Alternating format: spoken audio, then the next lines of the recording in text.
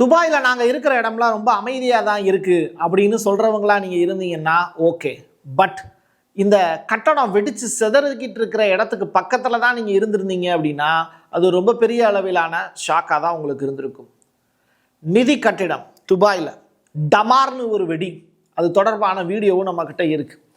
துருக்கியினுடைய இன்சர்லிக் அப்படிங்கிற விமானத்தளம் நாட்டோவுக்கு சொந்தமானது. 32 நாடுகளையும் வம்புக்கு இழுத்து வச்சுருக்காங்க ஈரான். என்ன நடக்க போகுது அப்படிங்கிறது தெரியல. பட் அதிபயங்கரமான காட்சிகள், அதுவும் டெல் அவீவ்ல ஒரு அற்புதமான ஒரு காட்சி ஒன்று நடந்திருக்கு. கேக் வெட்டி கொண்டாடிக்கிட்டு இருக்காங்க. அந்த நேரத்தில் ஈரான் போட்ட ஒரு போடு அம்புட்டு பேரையும் ஓட வச்சிருக்கு. டீட்டெயில்டாக பேசுவோமா? வாங்க பார்க்கலாம் உறவுகளே. இது பிரசாத் சிக்னேச்சர். உங்களுடைய தொழில் சம்பந்தமான விளம்பரங்களை நமது சேனலில் ஒளிபரப்ப உங்களுக்கான அருமையான வாய்ப்பு. நமக்குன்னு ஒரு வீடு, அது எல்லாரோட வாழ்நாள் கனவு. ஒரு முறை தான் முடிவெடுக்க போறீங்க, அதை சரியாயிடுங்க. கிரியேட்டர் கன்ஸ்ட்ரக்ஷன்ஸ் உங்களோட கனவு இல்லத்தை சூப்பர்வா டிசைன் பண்ணி அழகா கட்டித்தராங்க. இன்டீரியர் டிசைன்லையும் இவங்க தான் டாப். North west interiors. தொடர்புக்கு 72907991.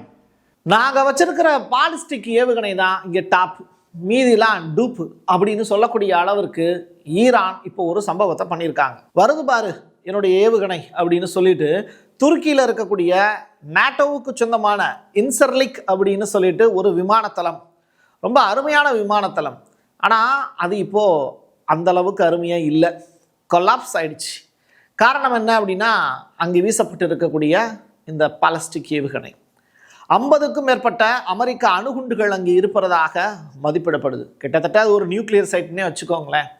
ஈரான் ஒரு அணு ஆயுத சேமிப்பு வசதியின் மீது, கிடங்கின் மீது ஒரு பெரிய துப்பாக்கி சூடு நடத்தியது அப்படிங்கிறது. ஸோ மிலிட்ரி ஃபோர்ஸா அப்படின்னு கேட்டிங்கன்னா ஹைபர்சோனிக் மிசைல்லையே டைரக்ட் அட்டாக் அப்படிங்கிறது துப்பாக்கி சூடு மாதிரியும் நிகழ்த்த முடியும். இது எல்லாமே நடந்திருக்கிறது துருக்கியில் வச்சு. துருக்கியினுடைய அதிபர் எர்டகன் அடுத்து கொந்தளிக்க போகிறாரா, இல்லை கோபத்தை அடக்கிக்கிட்டு ஈரான் என்னுடைய நட்பு நாடு, சகோதர நாடு அப்படின்னு பாசமழை பொழிய போகிறாரா? Question mark. இப்போ அந்த காட்சிகளும் நமக்கு கிடச்சிருக்கு, அதையும் நீங்கள் பாருங்கள். இந்த வருதா வருதா வருதா வருதா வந்துட்டே இருக்கா?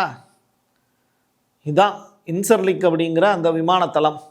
மெதுவாக வந்துக்கிட்டு இருக்கக்கூடிய மாதிரி தெரியும், ஆனால் வானத்தில் வர்றதுனால அதோட ஸ்பீடை நம்மளால் கால்குலேட் பண்ண முடியாது. டைரக்ட் அட்டாக் அப்படிங்கிறது இந்த ஏவுதளத்தில் நடக்குது, சரிங்களா? நடத்து முடிச்சினதுக்கப்புறம் ஒரு பெரிய பாதிப்புங்கிறது இன்சர்லிக்கில் ஏற்பட்டதாக செய்தி. ஃபாக்ஸ் நியூஸ் ரொம்ப செலக்டிவாக தான் சில நியூஸை கொடுப்பாங்க. அந்த வகையில் 10 டன் வெயிட் இருக்கக்கூடிய ஒரு பொருள், அது டெல் அவீவுக்கு தெற்கே அமைந்திருக்கக்கூடிய எரிசக்தி நிலையங்கள் மீது அட்டாக் பண்ணுச்சு அப்படின்னு ஒரு வீடியோ ஒன்று வெளியிட்டாங்க. இதை பார்த்தோன்னா எனக்கு பயங்கர ஷாக். 10 டன்னா அந்த அளவிற்கான ஒரு வெப்பனை போய் போட்டிருக்காங்க அப்படின்னா இது ஜிபியு பாம் டைரெக்டாக ஈரானுடைய சில முக்கியமான இடங்களில் அட்டாக் பண்ணாங்கன்னு நேற்று இதை நான் சொல்லியிருந்தேன். அதுக்கு பதிலடி கொடுக்கக்கூடிய விதமாக இது இருந்ததை என்னால் பார்க்க முடிஞ்சது. இது ஏற்படுத்தி இருக்கக்கூடிய தாக்குதல் அப்படிங்கிறது ரொம்ப அதிபயங்கரமாக இருக்குது.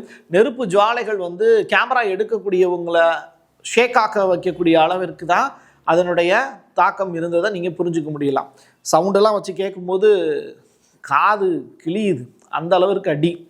சரி, அமெரிக்காவினுடைய கடற்படை மீது இப்போ ஈரானுக்கு செம்ம கோபத்தில் இருக்காங்க. அதுவும் USS ஜெரால்டு இந்த போர்க்கப்பல் மீது பயங்கரமான ஒரு அட்டாக்கை நடத்தியிருக்காங்க ஈரான். வாஷிங்டனே இது தொடர்பான ரிப்போர்ட்டை ஃபைல் பண்ணுறாங்க. அதான் பியூட்டி. போன வீடியோவில் அட்டாக் பண்ணியிருக்காங்கன்னு சொன்னேன், ஆனால் அதை ஒத்துக்கணும்ல, நடந்திருக்கு, நான் அடி வாங்கியிருக்கேன் அப்படிங்கிறத ஒத்துக்கணும்ல. அந்த மனசு, நீ பெரிய மனுஷன் தாயா, அடி வாங்கினதை ஒத்துக்கிட்ட அப்படின்னு தான் இப்போ அமெரிக்காக்காரங்களை பார்த்து சொல்ல வேண்டியது இருக்குது. ஈரானுடைய IRGC இதுக்கு பொறுப்பேற்றிருக்கு அப்படிங்கிற தகவலும் ரிலீஸ் ஆகிருக்கு. ஏவுகணை மற்றும் ட்ரோன்களை பயன்படுத்தியே இந்த தாக்குதலை நடத்தி முடிச்சிருக்கோம் சக்ஸஸ்ஃபுல்லாக அப்படின்னு IRGC காலரை தூக்கி விட்டு கெத்து காமிக்கிறாங்க. நீங்கள் சென்னையில் இருக்கீங்கன்னா பாஸ்தா சாப்பிட்டீங்களா அப்படின்னு நிறையா பேர் கேட்பாங்க. ஆனால் ஈராக்கில் இருந்தீங்கன்னா பாஸ்ராவில் இருக்கக்கூடிய 2 எண்ணெய் டேங்கர்கள் வெடிச்சிருச்சாமே நண்பா, உனக்கு தெரியுமா அப்படின்னு கேட்டுக்கிட்டு இருக்காங்க. அந்த அளவிற்கு இந்த எண்ணெய் டேங்கர்கள் தீப்பிடிச்சு எரியக்கூடிய காட்சிகள் அரங்கிறது. இதை செஞ்சது ஈரான் தான். தொடர்ச்சியாக அவசர குழுவினர் மீட்பு பணியில் ஈடுபட்டாலும் இருக்கக்கூடியவங்களை காப்பாற்றிக்கிட்டு ஓடக்கூடிய காட்சிகள் தான் அரங்கிறதே தவிர அங்கே உயிர் பொழைச்சா போதும், கப்பலெல்லாம் தூக்கி போட்டு ஓடு அப்படிங்கிற அளவுக்கு தான். கண்ணில் படுறதை பூரா வேட்டையாடிக்கிட்டு இருக்காங்க ஈரான். அடுத்து என்ன நடக்க போகுது அப்படிங்கிறது நமக்கு தெரியல. இந்த காட்சிகளெல்லாம் பார்க்கறதுக்கு 1000 கண்ணு வேணுமானலாம் எனக்கு தெரியாது. ஆனால் கடலுக்கு நடுவில் இவங்க நடத்தி இருக்கக்கூடிய தாக்குதலை சீனாவை சேர்ந்த ஒருத்தன் வந்து படமாக எடுத்து வெளியில் அனுப்பிட்டுருக்காங்க. ஒரு புறம் என்னென்னா போட்டு வந்து இயங்கிட்டு இருக்கு, இன்னொரு புறம் என்னென்னா எண்ணெய் டேங்கர் வந்து தீப்பிடிச்சு எரியக்கூடிய காட்சிகளை நான் உங்களுக்கு காண்பிச்சுக்கிட்டு இருக்கேன். வேறு எந்த சேட்டலைட் சேனல்களையும் இவ்வளோ பெரிய வாய்ப்புகள் உங்களுக்கு கிடைக்காது. ஆனால் பிரசாத் சிக்னேச்சரை ஏன் தெரில நிறைய பேர் பார்க்குறதுக்கான வாய்ப்பு கிடைக்க மாட்டேங்குது. இவ்வளோ பிரச்சனை நடந்துக்கிட்டு இருக்கு, கேக் கிட்டி கொண்டாடிக்கிட்டு இருக்க பிறந்தநாளை அப்படின்னு சொல்கிற அளவுக்கு தான் ஒரு பிறந்தநாள் சம்பவத்தில் நடந்திருக்கக்கூடிய தீ விபத்து. டெல் அவீவ் இஸ்ரேலில் ஜென்ரல்கள் அவங்களுடைய வீரர்கள்னு சொல்கிறாங்க. அவங்கெல்லாம் வீரங்களான்னு தெரில. துப்பாக்கி வச்சுருந்தா வீரனா, அதுதான் எனக்கு டவுட்டாக இருக்குது. இப்போ ட்ரம்ப் கையில் துப்பாக்கியை கொடுத்து இல்லை வாள் கொடுத்து போர் பண்ண சொன்னால் அவரால் முடியாது இல்லையா, ஏஜ் பாராயிடுச்சு. ஆனால் அவங்க என்ன பண்ணுறாங்க, தொடர்ச்சியாக உலகம் முழுவதும் போராட்டம் நடத்திக்கிட்டு இருக்காங்க, வாயை வச்சே வாழ்ந்துக்கிட்டு இருக்காங்க. அது மாதிரி தான் யூதர்களில் சில பேர் ஒரு சில கொண்டாட்டங்களில் ஈடுபட்டிருக்காங்க. அந்த காட்சிகள் வந்து பார்த்திங்கன்னா உங்களுக்கு பிரமிப்பை ஏற்படுத்தும். பாருங்கள், கேக்காக கொண்டாடுற கேக்கு இருந்தே வருங்க, கேக்கு வச்சுருக்காங்க வருங்க, இந்த கேக்கு வச்சுருக்காங்களா, என்ன இவ்வளோ பெரிய போர் நடந்துக்கிட்டு இருக்குது, உனக்கு என்ன கேக்கு வெட்டி கொண்டாடிக்கிட்டு இருக்கு அப்படிங்கிற கதையாக எல்லாம் கோட்டு போட்டிருக்காங்க. ஓடுகிறது அப்படி பேர் அப்படின்னு சொல்லிட்டு ஓட விட்டுருக்காங்க ஈரான். ரைட்டா, இந்த மன்னன் படத்தில் வந்து ஒரு டைலாக் ஒன்று வரும், இங்கே நாங்கள் உண்ணாவிரதம் இருந்துக்கிட்டு இருக்கோம், நீ என்னடானா வந்து சமையல் கரையில் வீட்டில் போயிட்டு நண்டு வறுத்து சாப்பிட்டுக்கிட்டு இருக்க, நண்டு காலை கடிக்கிறான் பாரு அப்படின்னு ஒரு டைலாக் கவுண்டமணி சொல்லுவாப்புல. அது மாதிரி போருக்கு நடுவில் உங்களுக்கு பிறந்தநாள் கொண்டாட்டமா? நம்ம யாருக்கு ஆதரவும் கிடையாது, எதிர்ப்பும் கிடையாது. அதில் ஒன்று, தெற்கு டெக்ரான் அப்படிங்கிற இடத்துல அமெரிக்கா மற்றும் இஸ்ரேலுடைய தாக்குதல்னால ஒரு பெரிய பாதிப்பு ஏற்பட்டிருக்கு. 30 நிமிடங்களுக்கு மேலாக தொடர்ச்சியாக அட்டாக் பண்ணியிருக்காங்க. நீ மட்டும்தான் என்ன 300 மிசைல் 400 மிசைல் ஏவுவியா என்ன அப்படின்னு இஸ்ரேல் இப்போ கேட்டுக்கிட்டு 30 மினிட்ஸ் இடைவிடாமல் அடிச்சிருக்காங்க. இதில் ஏகப்பட்ட பாதிப்பு டெக்ரானில் ஏற்பட்டிருக்குங்கிறாங்க. அதற்கு அப்படியே பேரலாம், நீ அடிச்சில அடுத்து பாரு நான் வரேன் பாரு அப்படின்னு ஈரான் என்ன பண்ணுறாங்க, ஆள் இல்லாத ட்ரோன்கள் ப்ளஸ் பாலிஸ்டிக் ஏவுகணைகளை ஏவி விடுறாங்க. இதில் ஜான்சரில் அப்படிங்கிற இடம், அதில் 30 பேர் வரைக்கும் இங்கே காயமடைஞ்சிருக்காங்க அப்படிங்கிற செய்தி. யூதர்களுக்கு பெரிய அடி தான். அதே நேரத்தில் உயிரிழப்புகளுடைய எண்ணிக்கையை இஸ்ரேல் வந்து வெளியில் சொல்லாமல் காப்பாற்றியே வச்சுருக்காங்க. இன்சர்லிக் அப்படிங்கிற விமானத்தளம் துருக்கியில் இருக்குதுன்னு நான் சொல்லியிருந்தேன். ஆனால் அதில் என்னென்ன ஃபெசிலிட்டிலாம் இருக்குது அப்படிங்கிறத இப்போ நம்ம பார்க்க போகிறோம். துருக்கியில் அட்டானா அப்படிங்கிற நகருக்கு பக்கத்தில் இருந்திருக்கு இந்த விமானப்படைத்தளம். இது அமெரிக்கா மற்றும் நேட்டோ நாடுகளால் பராமரிக்கப்பட்டு வரக்கூடிய ஒரு இடம். இங்கே என்னென்னலாம் இருக்குது அப்படிங்கிறதையும் நம்ம தெரிஞ்சுக்குவோம். போர் விமானங்கள் இருக்குது, அதே நேரத்தில் துணை விமானங்களும் இருக்குது. போர் விமானங்களுக்கு துணை விமானங்கள் கூடுதலாக. அடுத்து நேட்டோவினுடைய செயல்பாட்டு மையமாக இது இயங்கிட்டு இருக்கு.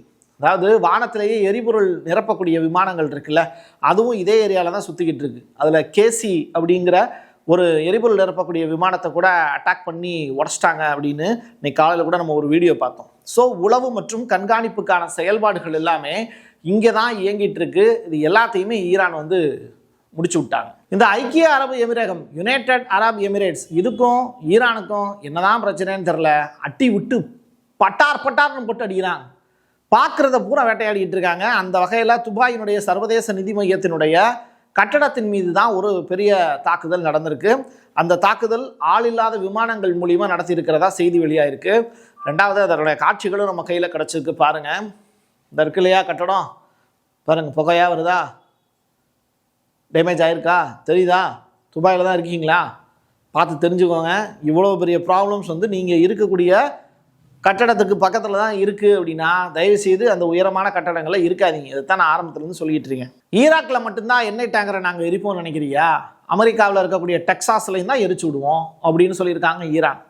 சிசிடிவி கேமராலாம் வச்சுக்கோ, அது எனக்கு பிரச்சனையே இல்லை, என்னால் எடுத்து போட்டுக்கோ, அதுவும் ப்ராப்ளம் இல்லை, பட் நான் எரிக்க வேண்டியதை எரிச்சுக்கிட்டே தான் இருப்பேன்னு சொல்லிட்டு இப்போ ஒரு சம்பவம் லாபோர்ட் அப்படின்னு சொல்லிட்டு ஒரு இடத்துல வச்சு நடந்திருக்கு. இது டைரக்ட் அட்டாக் ஈரான் பண்ணியிருக்காங்க அப்படிங்கிற தகவலையும் யாரும் சொல்லலை. அதே நேரத்தில் அமெரிக்காவும் இதை ஈரான் தான் செஞ்சுருக்காங்க அப்படிங்கிறதையும் சொல்லலை. பட் இங்கே எண்ணெய் டேங்கர்கள் ஏன் தீப்பிடிச்சு எரியுது அப்படிங்கிற அந்த கேள்வி மட்டும் இருக்குது.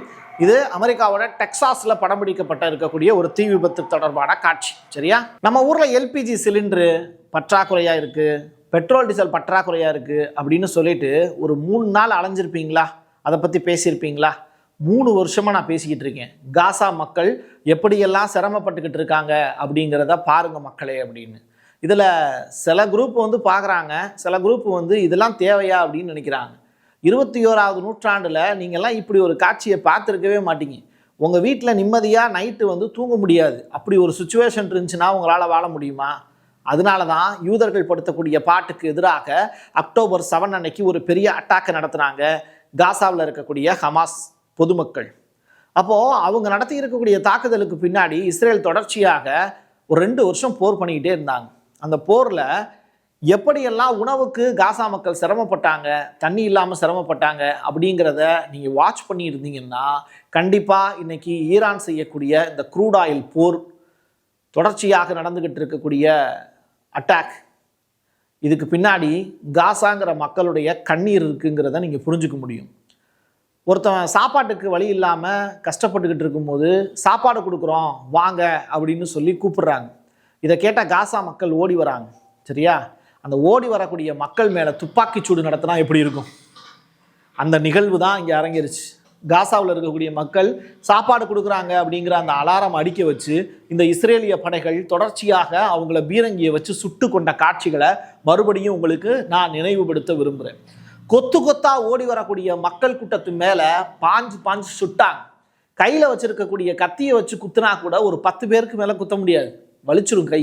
ஆனால் கையில் புல்லட் இருக்குது அப்படிங்கிறதுக்காக, துப்பாக்கி இருக்குங்கிறதுக்காக, பீரங்கி இருக்குங்கிறதுக்காக இவங்க வாட்டுக்கு பட்டனை தட்டிக்கிட்டே இருக்காங்க.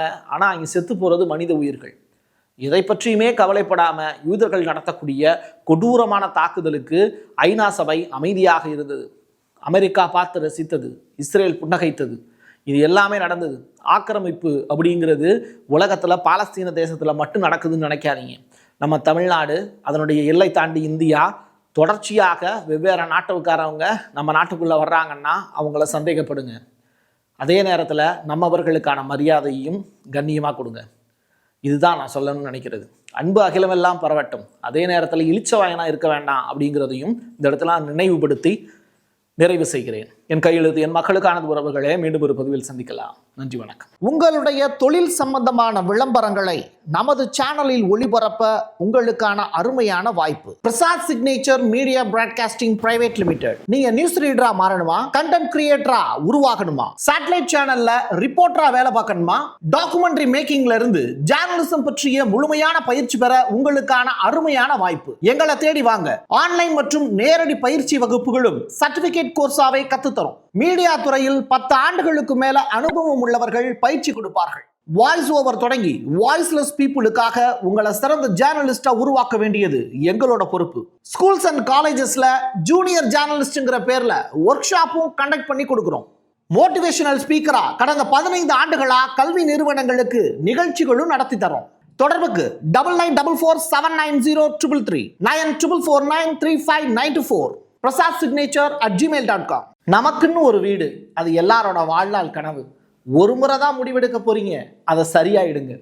கிரியேட்டர் கன்ஸ்ட்ரக்ஷன்ஸ் உங்களோட கனவு இல்லத்தை சூப்பர்வா டிசைன் பண்ணி அழகா கட்டித்தராங்க.